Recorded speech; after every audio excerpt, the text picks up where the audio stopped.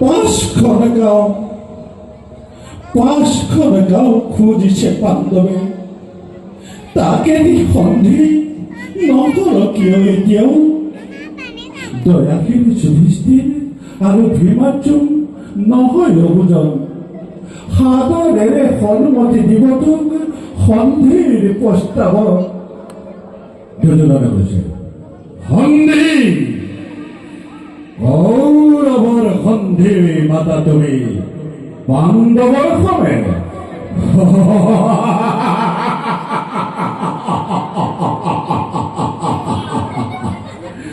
ক্ষতি কি লুচ্ছু, ক্ষতি কি? একো ক্ষতি নাই জননী। এই সন্ধিৰ বাবে মোৰ যুদ্ধৰ আয়োজন নাছিল জননী। এই সন্ধিৰ বাবে লক্ষ লক্ষ বীৰে প্ৰাণৰ মমতা এৰি প্ৰিয়জন নাই কৰা প্ৰাণ দান মাতা উন্মাদৰ দৰে।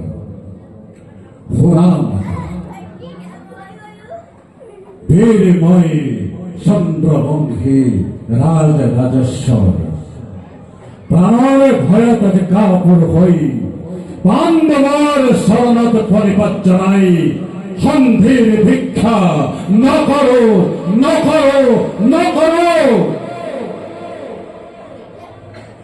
তোৰা মাতা সন্মুখত তুমি মোৰ আৰাধ্য গোসাঁনী, কাষৰ সজ্জাত হও জন্মদাতা পিতা মোৰ ভূপস্য দেৱতা।